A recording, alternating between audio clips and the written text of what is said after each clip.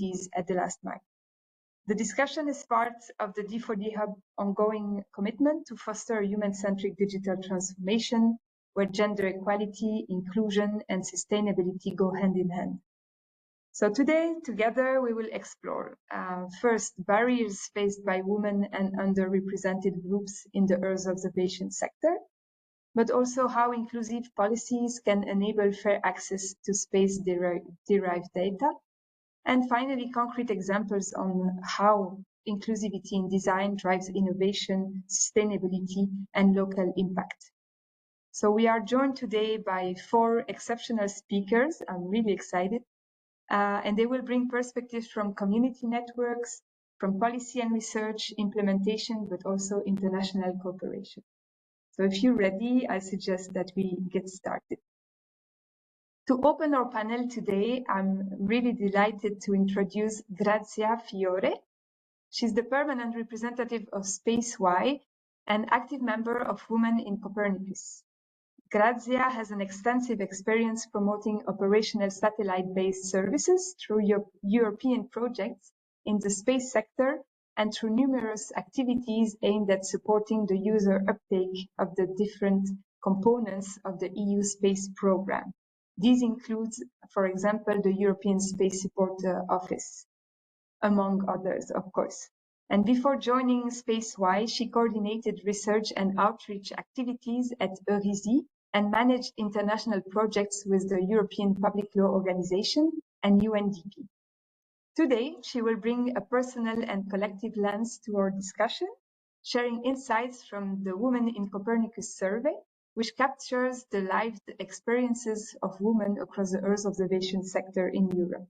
So Grazia, thanks for being here, and based on your experience, including with the Women in Copernicus survey, what barriers do women still face in the Earth observation sector, and how can networks and mentorship transform these challenges into opportunities for inclusion and innovation? Thank you so much, Cécile. So I will, based on my experience, share my screen. Please tell me that you're seeing it in full mode. It's in full mode, it's perfect. Perfect. Thank you so much. So thank you for the introduction. I'm Grazia Fiore, and I'm responsible for coordinating the SpaceY Network Association. We just joined the D4D Hub, so we are very thankful to be involved in this activity, and we're looking forward to cooperate with you on other things. So SpaceY is a non-profit association representing the European space downstream industry, initially funded as Galileo Services in 2002. Today, the association has evolved into SpaceY and regroups companies that are active in the downstream sector of the space wider sector. So I'm here today to relate about the Women in Copernicus initiative. This was a small project implemented during 2020-2021 that was funded under the Coordinate scheme and supported by Nereus, Eurisi, and IRSC. Bretel was coordinating it, and it was implemented in collaboration with the Public Service of Wallonia, the University Jaume I, and the University of Strasbourg and Salzburg. I had the honor to be part of the core team implementing this initiative, but then many more women working in the geospatial sector in Europe joined. And I mean, what I'm presenting here is the result of a collective effort. So the Women in Copernicus initiative started from the idea that women are proud of what they do in the Copernicus and Earth observation ecosystems, and they want to be represented and talk about that. So the idea was to give the women working in the sector a voice and a face. And to do that, we realized a series of interviews and an extensive survey. The survey started from the feeling that we perceive that there is a gender bias in the workplace. As the organizations who were part of the initiative at the beginning were different kind of organizations. Some of them belong to academia, others were more directed towards agencies, space agencies. Others were more representing the private sector. But we all had in common that we perceived a gender bias, and we implemented a survey, which, probably thanks to also the favorable period, because we were all in lockdown at the time, collected a big amount of replies. We got 460 replies from people identifying as women. And we analyzed, for consistency reasons, the 443 replies that we received from the European Union. So I'm presenting here some of these results. This was a survey, a perception survey, meaning that together with quantitative information, we also gathered a big number of quotes and testimonials that you can read through and that you can listen to through the website of Women in Copernicus and the YouTube channel that you can find online. So concerning some quantitative information about the sample, most of the ladies who replied to the survey were in their mid-career, and more than half of them had worked for more than 10 years in the sector. So these women say that they have a global level of satisfaction that is quite high, and 70% of them are satisfied or very satisfied of their job. So this is the starting point, that these ladies are anyway very happy to be working in the sector. Concerning where they work throughout the value chain, most of the respondents work in the downstream part of the Earth observation value chain, or directly on providing services and turning the data into information that can be used for concrete services in a number of sectors that you know about. So something that emerged on the qualitative side from the survey is the notion of user assistance, and the fact that the biggest part of satisfaction on the everyday job came from the fact of training other people, supporting the users, or anyway, I mean, seeing their job having a concrete impact on the world we inhabit. Still, we perceive that there is a gender bias in the Copernicus sector, and this is particularly stunning in a sector where most people are well educated, and especially women, and I refer here to those who replied to the survey. Almost half of them have a master's degree, and the remaining part has a PhD. So this means that these are women that are very well educated, are very well aware of their rights, and can do their job properly, for sure. So we see that also at the level of perception of the technical skills, the women who replied to the survey value a lot the skills that they have, technically speaking, but they perceive that at the hierarchical level, women are not represented enough as compared to the skills that they own.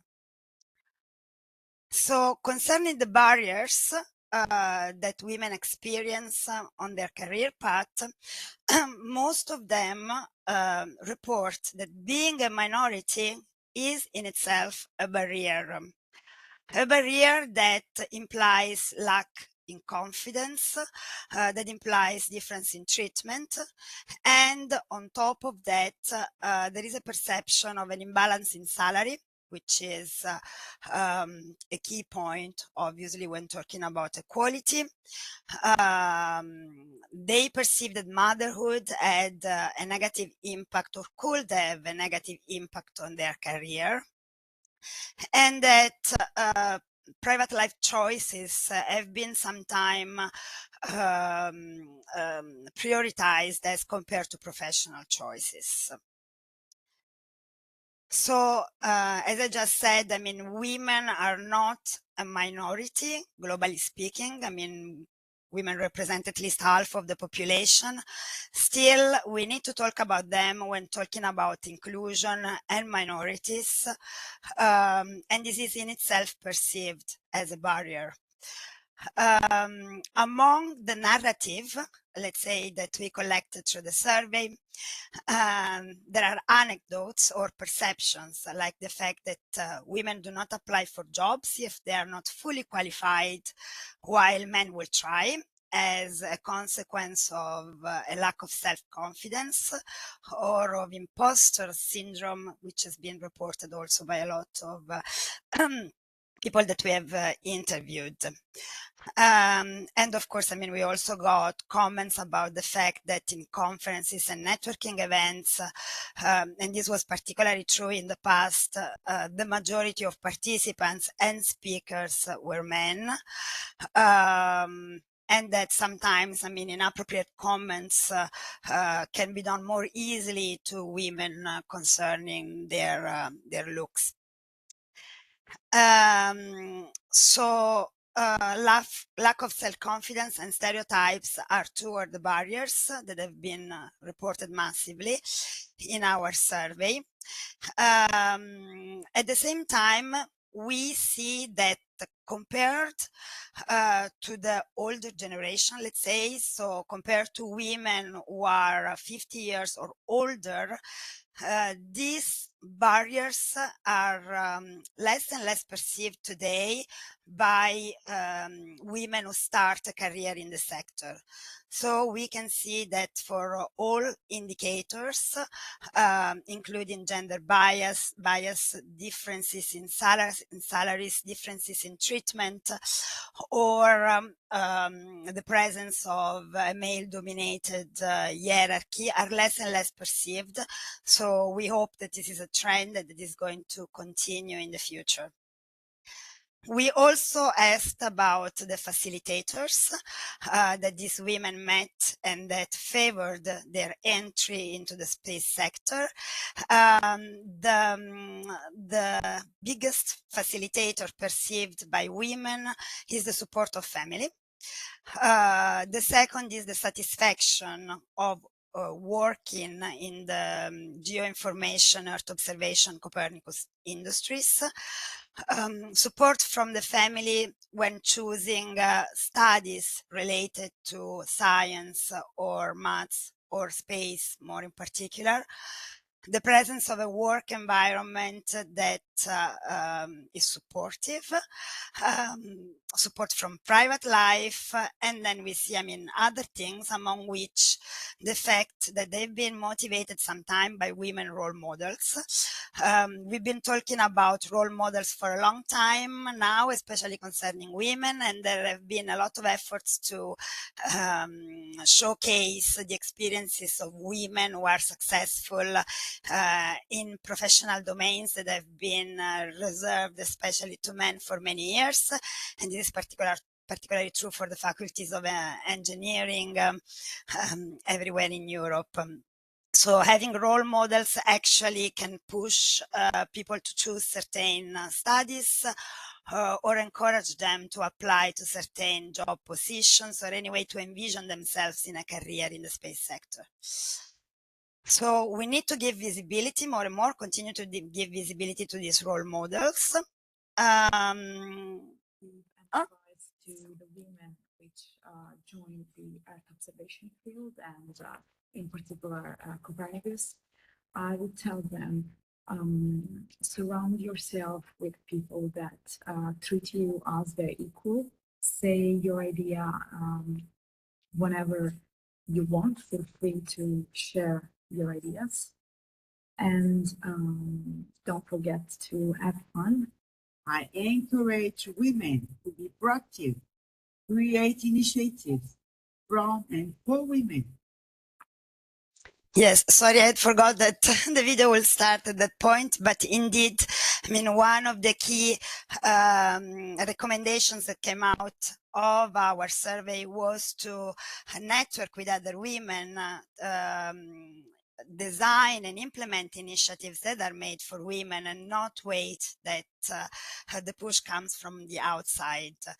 Another recommendation and another point that has been quite underlined is the necessity to promote empathy in the management and teamwork. After this first survey, the women in Copernicus made the second survey that also included men. I'm not presenting the results, these results today, but it was very interesting to notice that also for men, it is a challenge and a barrier to their personal and professional development, the fact that some adjectives or qualities or skills are associated to a certain gender. For example, empathy or care, which are mainly associated to women, are also perceived as very important skills by men, and they would like to be entitled to use them without losing their leadership patin, let's say. So as you were saying, Cécile, also to establish mentoring systems, which include both male and female mentors, can greatly encourage the participation and the professional flourishment of ladies in the space sector.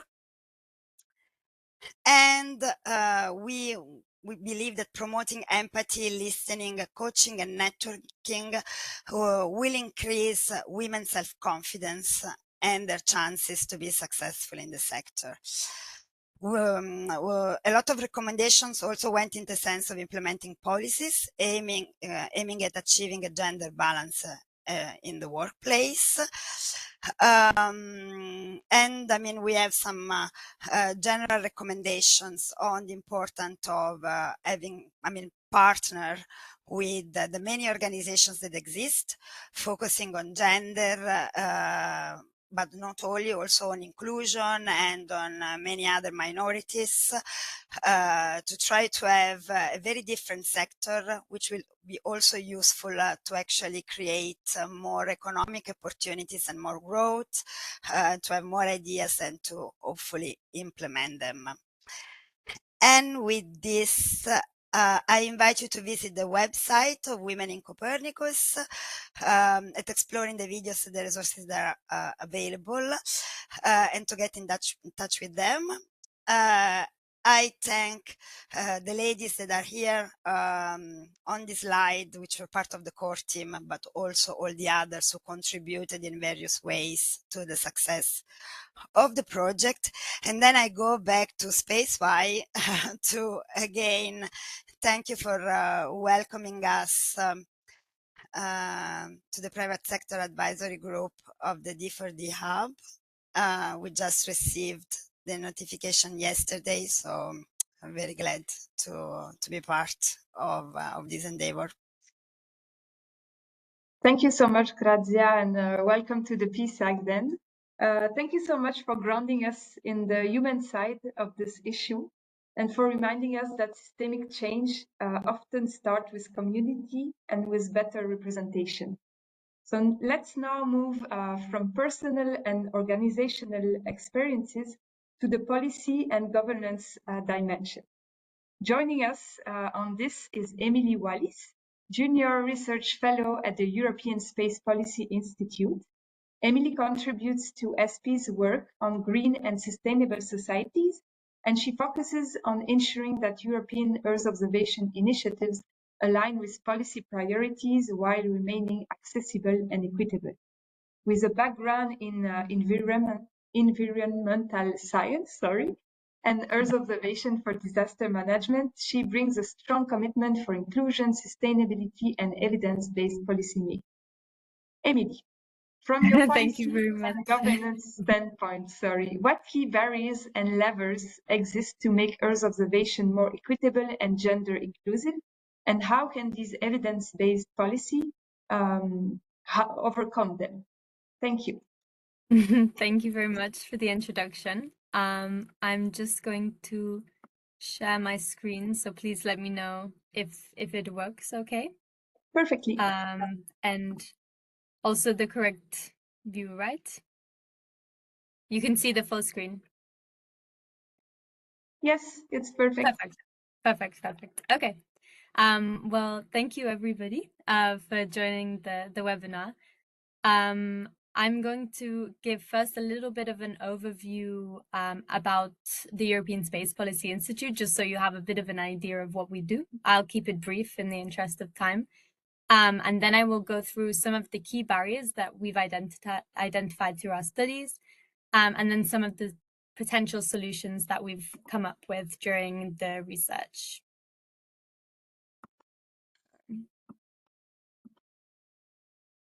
Just perfect. So just a brief introduction to the work at ESPI. We have several research streams, and as Celine mentioned, I'm in the Green and Sustainable Societies research team, and I support the mission towards leveraging space technologies and the space ecosystem for a more sustainable future. We kind of work across three interconnected pillars, which is policy impact, space capability and autonomy, and foundation. So the first pillar is about aligning space with key sectoral policy domains.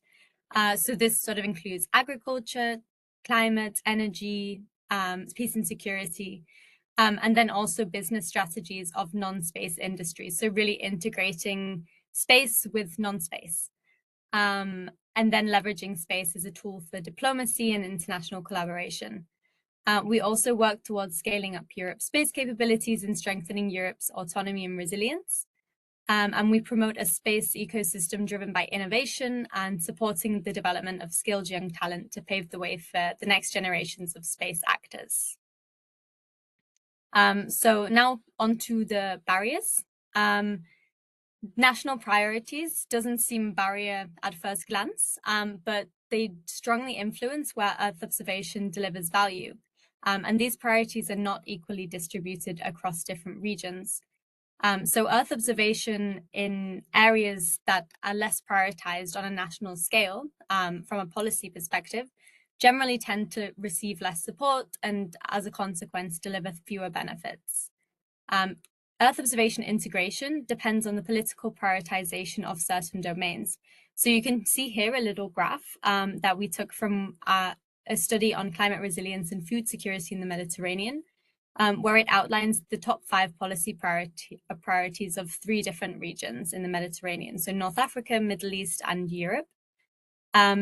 And at the top, you can see biodiversity in the form of the use cases, preservation of species and habitats. You can see that North Africa prioritizes biodiversity much less than Europe and the Middle East, for example. So this is an area where Earth observation is less integrated as a result of less policy prioritization. So accessibility is not just about technology, it's also about political agendas and resource allocation. So what solutions do we have for this? Firstly, it's important to embed Earth observation into national policies and strategies. So not just as a technical add-on, but during the design phase. And really to support policy development in the areas where Earth observation is positioned to deliver more benefits. This is an area we aim to support through our work at ESPI. And in this context, we produced a vision paper, which you can see on the right-hand side of the slide. And this underscores how Earth observation is being and can be further integrated into every stage of the policy cycle across various domains. So from climate resilience to food and water and to peace and security. And this is to really encourage policymakers to embed Earth observation at every stage of the cycle. Then to really align national priorities with local needs, to ensure that local level needs are also addressed and designed through a gender inclusive lens.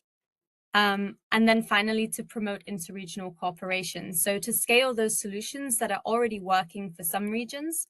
In the Mediterranean, for instance, they face a lot of similar challenges in terms of climate change. So this might be urban heat islands or water scarcity or drought, and really to ensure that there is sufficient pooling of resources and make sure that other regions are not left behind when we already have some solutions that can be scaled. Then the next barrier, focuses on tailoring Earth observation solutions to local contexts. So the barrier is that Earth observation initiatives remain largely global in scale, and this causes a limited focus on local realities, which often results in the exclusion of local actors and perspectives. So a recent study we did at ESPE showed that 50% of the Earth observation projects that we analyzed were global in scale, compared to just 9% local in scale. So it's important to note that these Earth observation projects are all managed by European entities, but of course there's a big disparity and a huge preference for global scale initiatives currently. And then another study that we conducted found that the projects that are international in scope are typically globally available services offered by commercial entities. So these are often not freely accessible or publicly available, or they're offered by international organizations that have established global programs, which tend to have a limited local focus. So while global scale impact is massively important and definitely not undermining this in any way, it is often limited to monitoring capabilities and tends to lead to the exclusion of not just local and gender-based perspectives, but also access to the technologies themselves, as well as the derived benefits. And Earth observation also identifies the what, but it rarely identifies the why. So it doesn't really tell us what are the drivers behind a specific problem. And of course, without knowing the root cause of an issue, it's very difficult to come up with an appropriate response or intervention.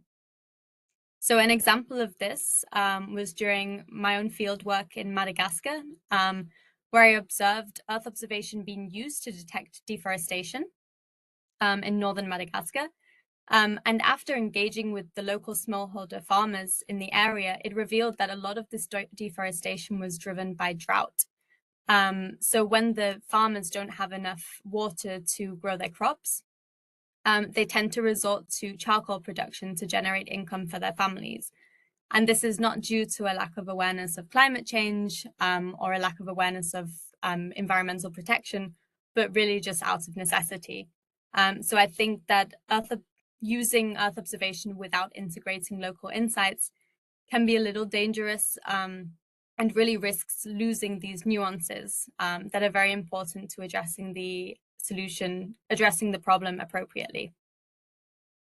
And then onto the solutions, which I already addressed a little bit, but adopting a problem-driven approach is one possible solution. So really co-designing the solutions with local actors or end users, including a gender-inclusive lens, to really start from the issue itself and then tailor the solution to the problem rather than vice versa, which is currently the case in most initiatives.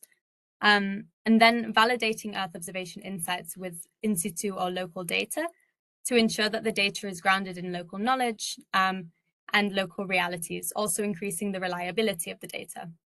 So Earth observation really is like one piece of the puzzle. And then the other pieces, context, local insights, ground data, are all needed to understand the full picture. So involving local actors in project implementation is the final solution here. And that's really to move beyond monitoring and global scale projects towards local level action and impactful initiatives.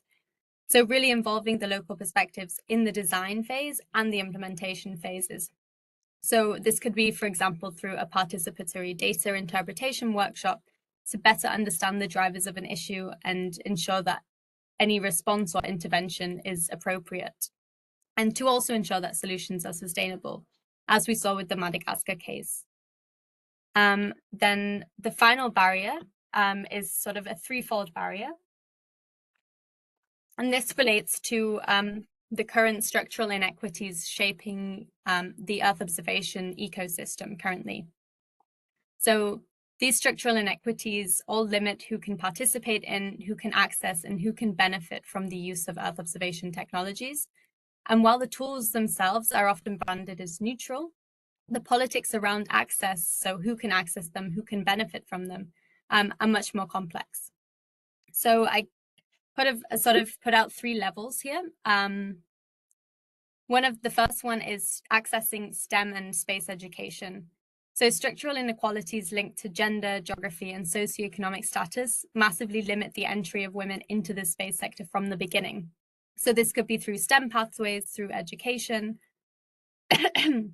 According to a study by the International Society of Photogrammetry and Remote Sensing, also known as ISPRS,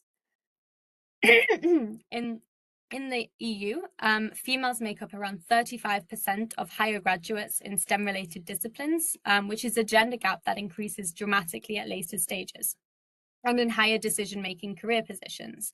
The main barriers, which also came up in the previous presentation a little bit, refer to stereotypes in society and lack of female role models for choosing STEM initially. And then in terms of career, the main barriers refer to gender bias, lack of self-confidence, and potential motherhood.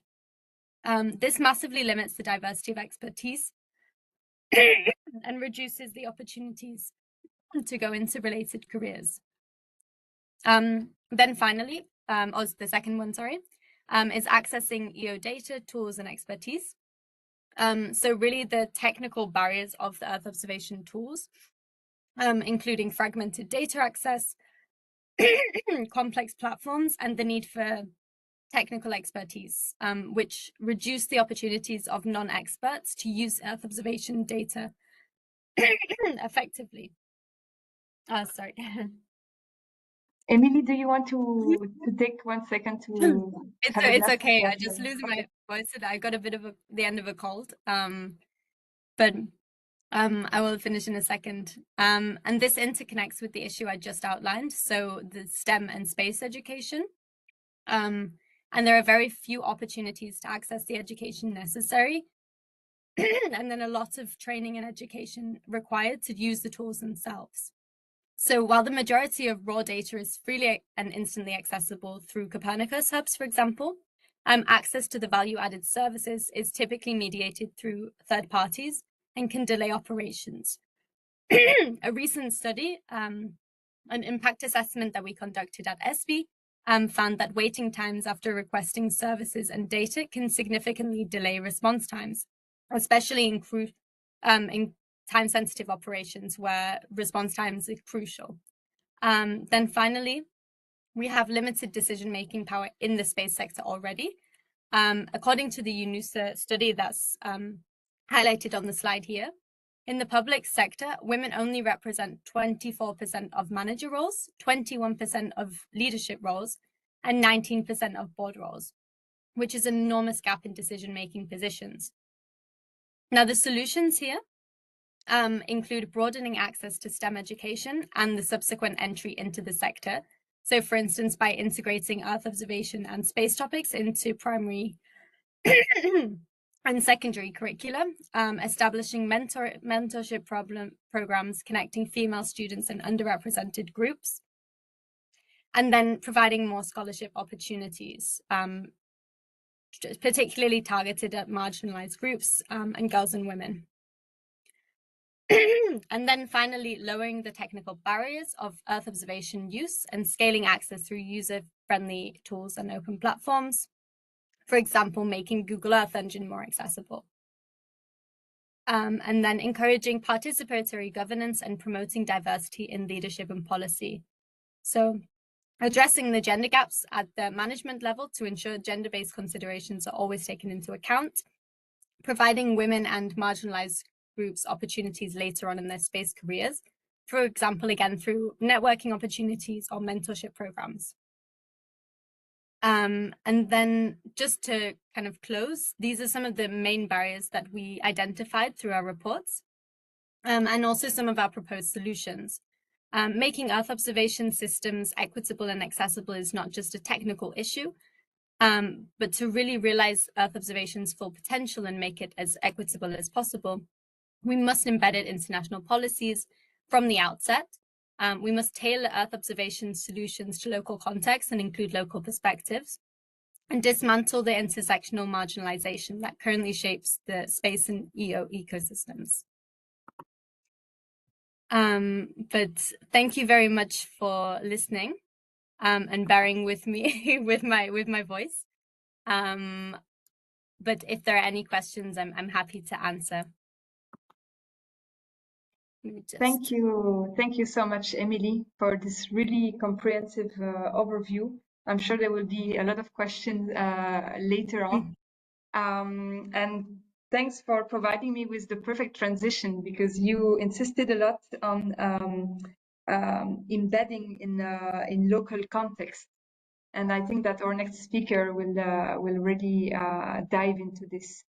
So our next speaker, so thanks, Emily, Ruud Grim, is Program Manager for Space for Sustainable Development at the Netherlands Space Office. Ruud facilitates the use of satellite-based information services for societal and commercial benefits, and he coordinated the Geodata for Agriculture and Water program. So it's 25 public-private partnerships across 15 countries, reaching millions of smallholder farmers and pastoralists with Earth observation-based advisory services. Big program.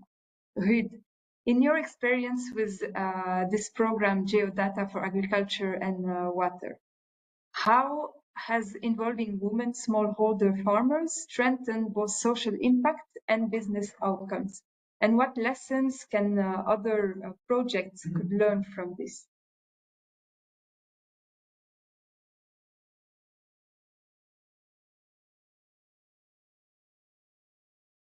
You are muted.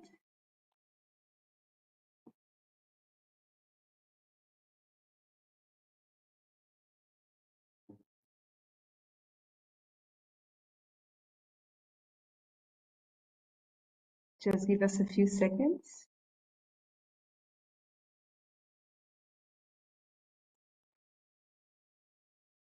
Ruud, are you able to unmute yourself, or? Does it work now? It works perfectly, but we don't see your screen anymore. Okay, I will try again.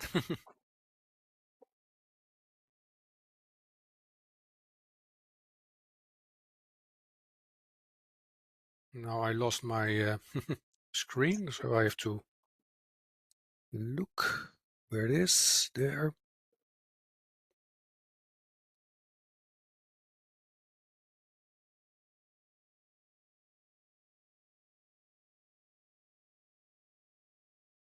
Do you see it?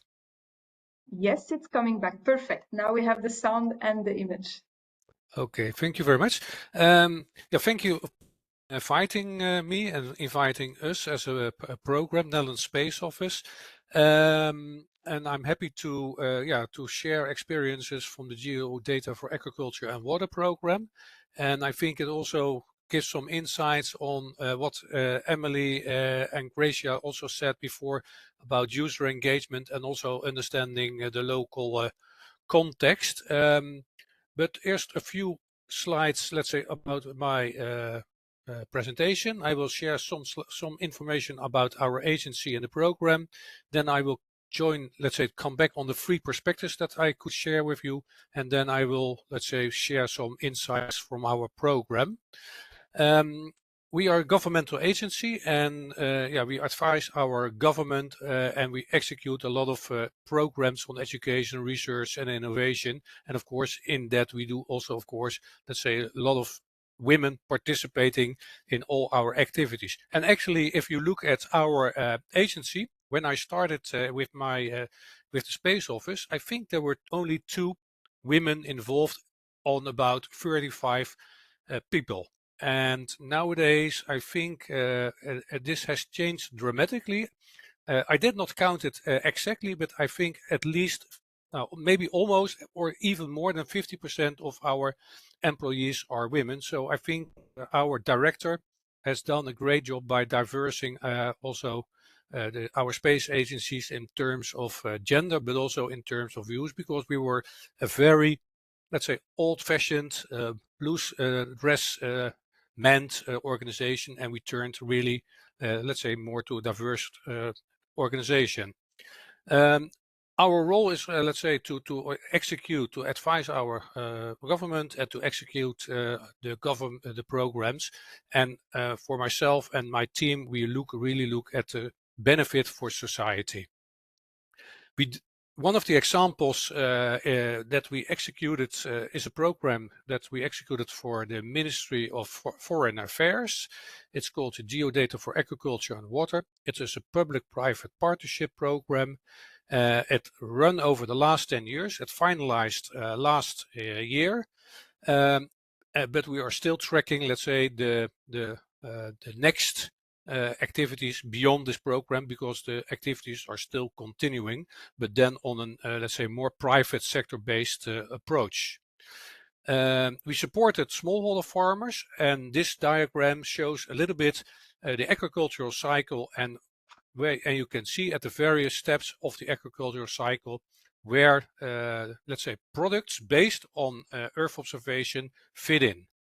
So we are trying to solve problems in agriculture using Earth observation data. We supported 25 public-private partnerships in Southeast Asia and Africa, and out of that, various kinds of services emerged, and they were really different from let's say, from country to let's say, to the user base, because every time the user was central, and we let's say the partnerships try to solve a specific in delivering either an advisory or a financial service to this to the farmer group or the pastoralists. We tracked in our program, also requested by our ministry, over time, let's say, the number of women and young people involved in our program, and we reported annually about this program. And on the right, you see the involvement of female users and young users in, let's say, the uptake of the services of, let's say, the outcome of the program. Altogether, the program almost supported 5 million farmers and pastoralists, and we saw that about 1/3 of them were female users. What we also did is we asked some consultants to review, let's say, our program and the services, let's say, in much more depth. So they did a lot of interviews, and they studied a lot of the reports, and the outcomes of our program are documented in two main reports. One is really focused at the user perspective, and the other one is more supported to, let's say, to the let's say, the underlying business model to deliver the various services. Both reports can be downloaded from our website, and if this presentation is shared, you will find the links in the presentations as well. Now, what we see is that if you want to deliver a solution to a specific problem, to a specific user in a specific context, what is very much needed is the user engagement and understanding the end users, the local context. That was also, I think, very well addressed by Emily and by Gracia. But what we also understood from and that was a prerequisite in our program, is, let's say, the need for the development of an underlying business case and financial model to continue the services after a project has ended, because often a service is started within a project, but if the project stops, then the funding stops. So let's say the challenge in all these programs was to deliver a service which was organizationally and financially sustainable when the project is going to end. And finally, of course, you need technical specialists that, let's say, turn Earth observation data and other data into tangible products and services that really are actionable and usable for the users.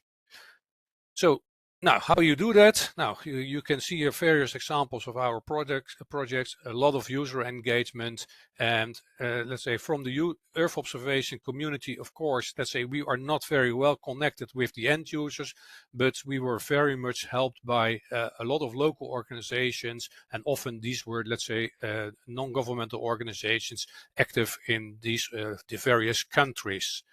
They helped us to understand the various user needs, but also helped to train, to inform the users about these upcoming new services and how to use this in, let's say, the practice.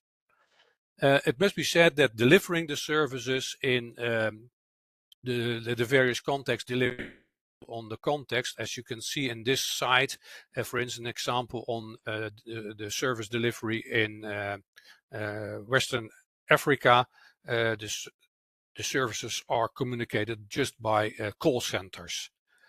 What was also very much important, what I said before, was understanding, let's say, the proper business case, and various tools and techniques were provided to help develop a proper business case. And also for that, we saw that workshops in which the various stakeholders were involved were needed to define and refine the various business cases.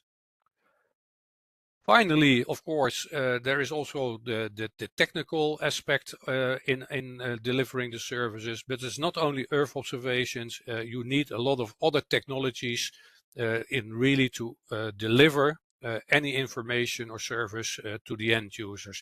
And what we also learned is that in this project, there is also, of course, the issue of in every country you have multiple languages, you have multiple cultures, and you have to take all these local contexts also into account. And often also not to forget is the issue of, let's say, legal aspects. In some countries, you are not allowed to deliver weather-based services because that is mandated for the National Met Office, and you have to agree a cooperation with these Met Offices. So we try to understand also, let's say, the issues and the bottlenecks in, let's say, in these value chains. We had a study done on that, and also a study that was making recommendations. We shared this report and insights quite early in our program, but I think the general messages of this study and report is still valid. As said before, understanding the gender context is very much important. You can perform a specific gender analysis. It helps when you cooperate, of course, with women organizations or organizations that are very much also connected with women.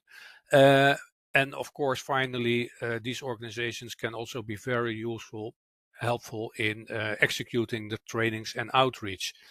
And just to give you an example of one of the projects that we lessons learned that we learned from our projects in a specific country, let's say women are not allowed to take, for instance, a phone, or to have a phone or to use a phone. Okay, and you have to find ways to still involve also women so that they can have access to the information that is provided by mobile phones. Okay, this is what I would like to share with you. We have a website. You can find lots of more information about the lessons learned and also about the projects. And of course, you can reach out to us if you have further questions. Thank you for your time and attention. Thank you so much, Ruud, for showing how inclusive design can really scale change and how listening to end users transform technology into real empowerment. So now our final speaker, last but not least, Alice Guibert. She will bring an international cooperation perspective. Alice is Space and Digital Project Manager at Expertise France, where she leads the agency's Earth observation portfolio to accelerate the uptake of Copernicus data in partner countries. She coordinates a mentoring program for startups in Africa, the Philippines, and Latin America, helping them integrate Copernicus data into market-ready services. And she also supports Earth observation and entrepreneurship initiatives across Rwanda, Senegal, Kenya, and Ivory Coast, focusing on partnerships and private sector capacity building. Alice, drawing on Expertise France experience, What good practices have proven most effective in empowering women through capacity building and international collaboration in the Earth observation field? Thank you very much, Céline, for the introduction. I will try to share my screen. Don't know if you see my presentation. Yes. Yes. Okay. I'll try to hide that. Hello, everyone. Really happy to have the opportunity to present this project that is really close to my heart. I'm Alice Guibert. I'm Space Project Manager at Expertise France. We're the French technical cooperation agency, and we are implementing projects to support partner countries in their public policies of all kind, health, sustainable development, and also economy. And I am part of the economy effort, let's say, in department. And we're also implementing projects dedicating to support space and space data uptake to trigger new revenue streams for partner countries and entrepreneurs. And we're quite happy to share today our experience in also gender responsive approaches. And I will try to share our experience and learnings based on this program. So we've been working with the European Commission on a specific activity, which is called Innovate with EU Space Data. And we designed a specific mentoring program in Africa to empower women to innovate with space data from the Copernicus program. So perhaps to give you a bit of insight about the overall action, the objective of this action is to promote EU approaches in human-centric and fair and digital transformation across the world. So it's part of the European External Action that is being handled by the DG International Partnerships. And we've been working on this project to raise awareness about the Earth observation data benefits for innovation and more specifically for the private sector. And we're also aiming at fostering new partnerships between EU actors and non-EU actors in the space domain. So what we've done is that we developed two streams of activities. The first one was more about organizing raising awareness events. So we had 4 multi-stakeholder events in different parts of the world. So in Africa, in Latin America, in Asia Pacific, and also in Central America. And what we almost see every time when we organize an event and we present Copernicus and the benefits for businesses is a lot of enthusiasm. But events is just a snapshot, and it's not necessarily going on with another initiative to support your ideas to come to reality. So we design follow-up mentoring programs to give the opportunity to the companies that were interested in potentially using Copernicus data within their businesses to follow a mentoring program and to explore those potentialities. So we had 4 mentoring programs. Some of them are still going on. One in the Philippines, in Latin America, Africa, and the Caribbean. And we have now 40 project holders that received 10 hours of individualized support for a period of 2 to 5 months.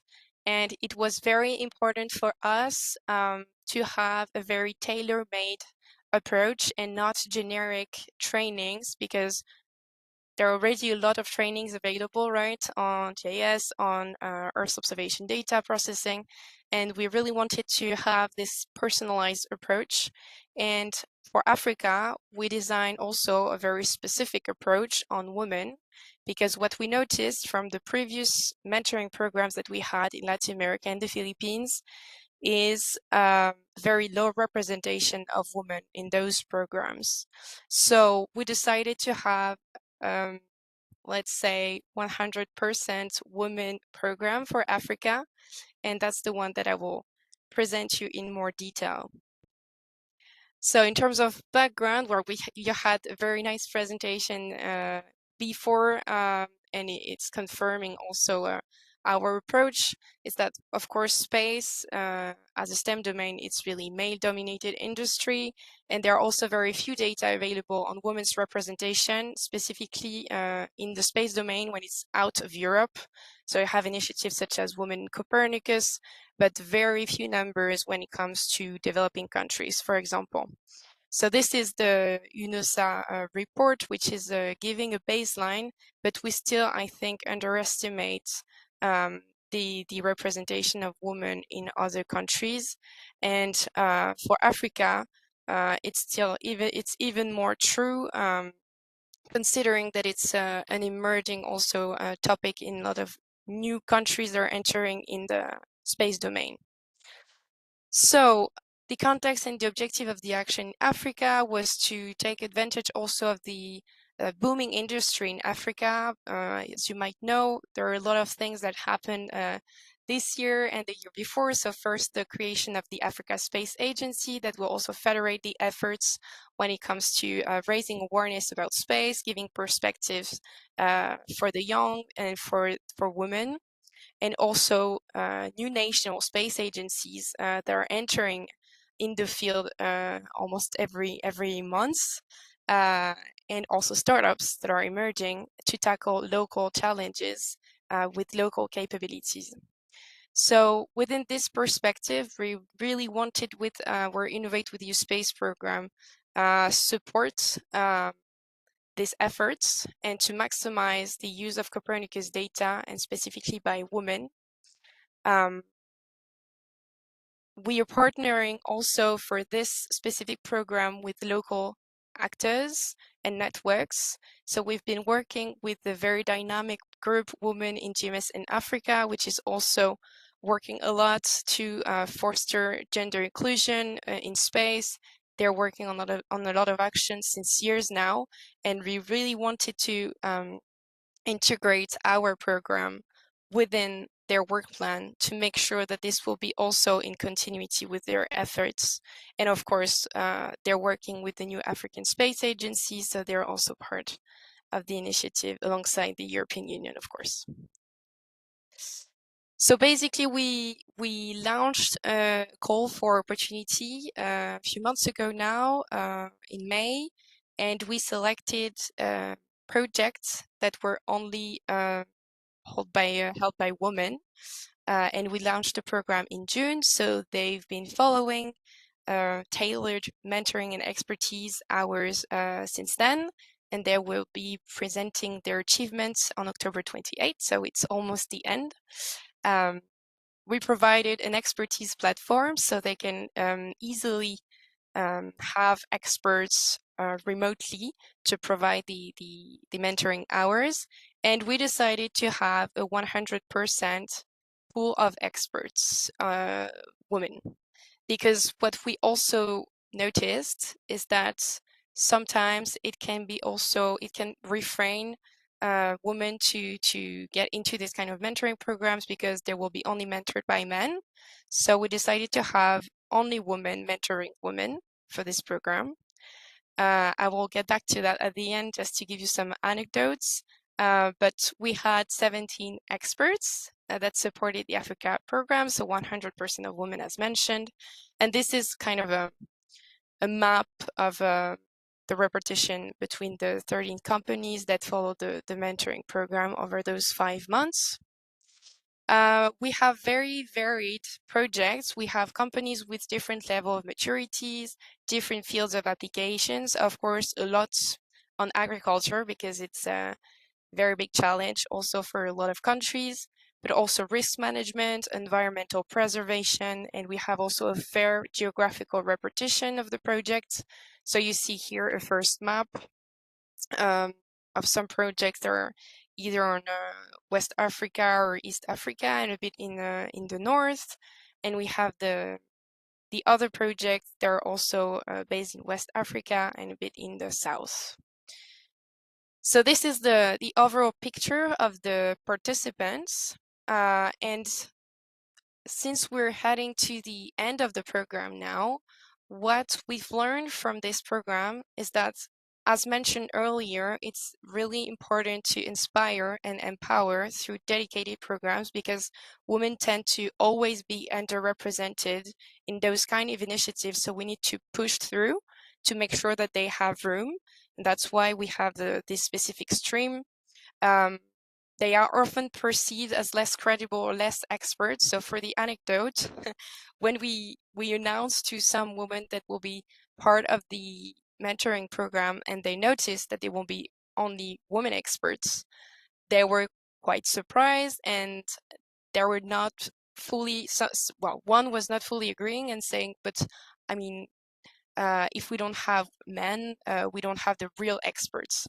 So just to give you like how far the bias are going also inside the woman's head, is that they perceive even themselves that women as mentors won't be enough. So this is really important to make those role models visible and exist. And that's what we try to do with the 17 brilliant experts that we embarked on this journey. And the second point is to really anchor our action as developing agency. A project is starting at a date and ending at a date. And to ensure continuity, we need to ensure alignment also with existing regional initiatives because it always maximizes impact. It reinforces them also in their network, and they're doing this work since many years now. And we need to really reinforce that. To make sure that continuity is here at the end. The third point, but it's perhaps food for thoughts for the next programs and to inspire also other developing agencies, is that to provide funding and not only advice, because at the end of the day, the 13 project that we have now might have very great ideas that will turn into viable solutions, but they still need funds to support innovation development, to reach out to clients, to hire additional profiles in their teams. And within the reports, we see that women are more likely to receive intangible forms of support, such as training or mentoring. So I think we need to work on that for the next stages to make sure that we also have gender responsive fundings to support those women to really scale those ideas into concrete solutions and commercial solutions that will bring value, either to tackle local challenges, but also to generate new revenue streams for them. So that's pretty it, but of course I'm happy to answer your questions, and if you want to contact me, please feel free. You have my email address here. Thank you so much, Alice, for showing how collaboration, mentoring, and tailored capacity building can turn policy commitments into real opportunities for these brilliant women and innovators around the world. And thank you to all our panelists for these rich insights. I will just ask you to stop sharing your screen. Yes, thank you so much. So we've heard how women's lived experiences highlight persistent barriers, how inclusive policy can unlock access, and how field projects and cooperation frameworks translate inclusion into measurable impact. We will now open the floor for questions. So I already invite all participants to share their questions in the chat or to raise their hands to intervene directly. So we will take these questions. And we will take it in a minute. And while the questions are coming, I would like to invite our dear panelists maybe to briefly, in under 30 seconds, if it's possible, maybe share one key takeaway or one recommendation that you would like to share with participants, that you would like participants to remember as we work toward making Earth observation more equitable and accessible. So I suggest that we go in the same order than we follow for the panel. So Grazia, I will give you the floor. Thank you. So, well, I guess that my final message and what I also take from all the presentations of the panel is to try to collaborate with like-minded people who want to favor inclusion and diversity in the sector and focus on the partnership opportunities more than on the obstacles ahead of you. Thank you so much, Grazia. And now, Emily? Yeah, no, thank you to the other panelists for very, very fascinating presentations. And it was really nice to see kind of at the different levels how you're all working in this area. For me, kind of the main message that's kind of come across all of these presentations is really recognizing the intersectional barriers and addressing them appropriately. So looking at kind of the barriers faced by women, but also women in regions in other parts of the world. So not just women in Europe, but also women in Africa, Latin America. And again, on the point of Grazia, like collaborating where solutions are already successful. So like where we already have solutions to really scale those to other regions to make sure that we don't leave anyone behind. Thank you so much, Emily. Ruud, you're next if you want to share. Yeah, yeah. For me, I think the main message is that the technology Earth observation is not central, to, let's say, to solving problems of users. The user is really central, and understanding the user and the local context are so much important. And yeah, and to help the user in bringing a solution, yeah, often you need partnerships, and yeah, I think this is also a message. Look for good partners that can help you to solve problems in yeah, in developing countries. Thank you so much. And finally, Alice, anything to add? Yeah, hard to go after all the closing remarks. They're all brilliant, but no, I will say perhaps one is that since we're in the cooperation world, is to continue our efforts also to share our know-how, to share also experience, and also to foster South-South cooperation, because they also have a lot of skills to share, but sometimes not necessarily the frameworks that we have at the European level to organize, to network. And I guess that's also our role to support women inclusion, is also to support the organization that are already doing this on the field. And not to overlap their action when we have the possibility to rely on them.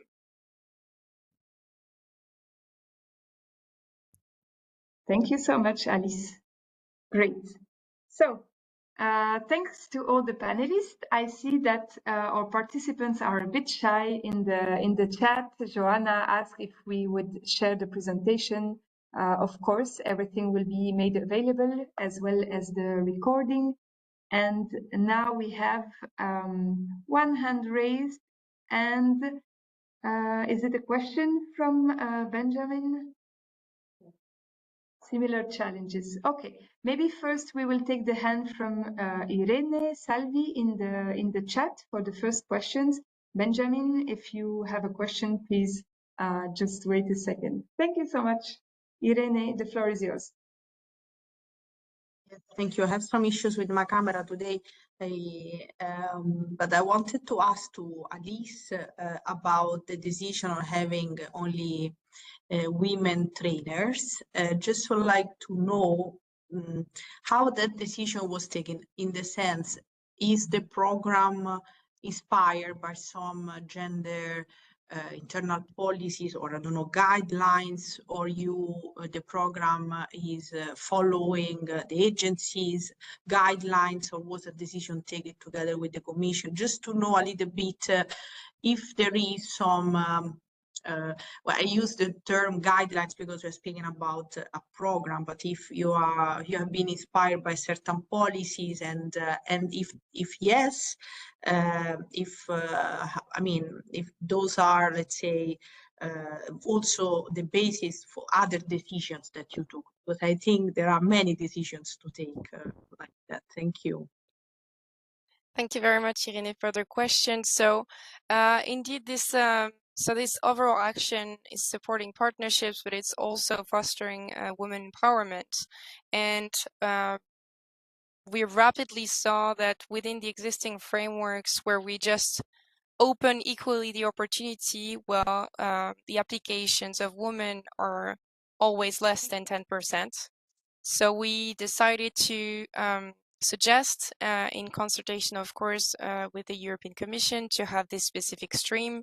We also consulted GMS in Africa, and we realized that the mentoring program was part of their work plan, but they didn't have the financial plan in place to actually deliver it. So it was kind of a win-win approach, because we were actually actioning their work plan in a concrete action, and activity. And we were also trying to tackle a gap that we couldn't actually address through the other frameworks of mentoring in other geographies. And we also, of course, try to look into the literature regarding the recommendations. But again, there were few numbers and recommendations on this topic. So it was a bit also of an exploration for us. It's a pilot project, and we'll try also to take the lessons from it to make sure that we can perhaps have a more balanced approach for the next phase, because of course, it's also great for inclusion to, of course, have male mentors, but we really wanted to test this approach and to have rapid feedbacks. So this is why we implemented it through this action, because it was pretty short, 10 hours of expertise. You can already have some feedbacks, and it's very personalized. So we thought it was the perfect occasion to do so.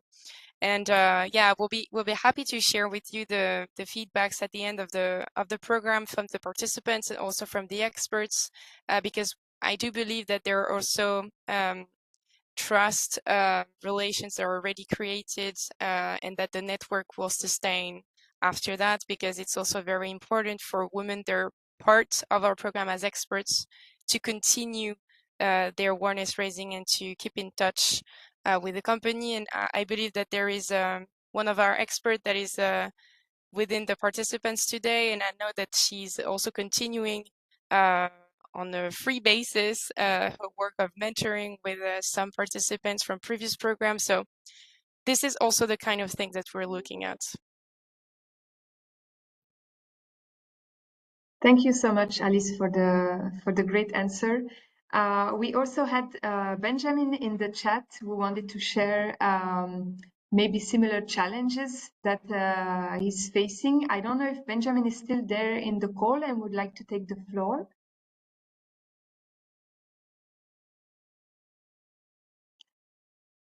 If not, unfortunately, we arrived at the end of our webinar.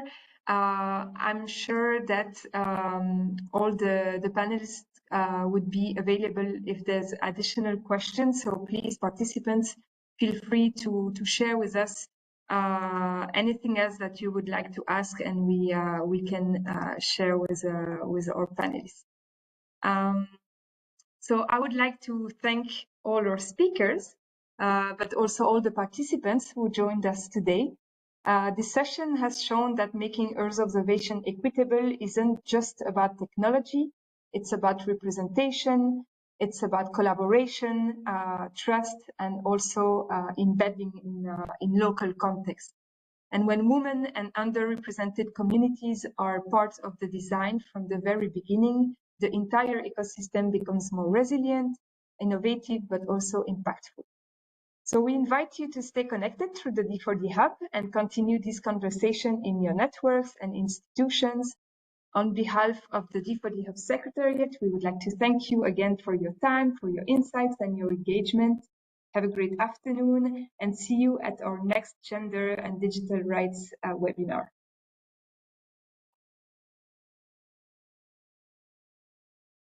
Thank you. Thank you so much. Thank you so much.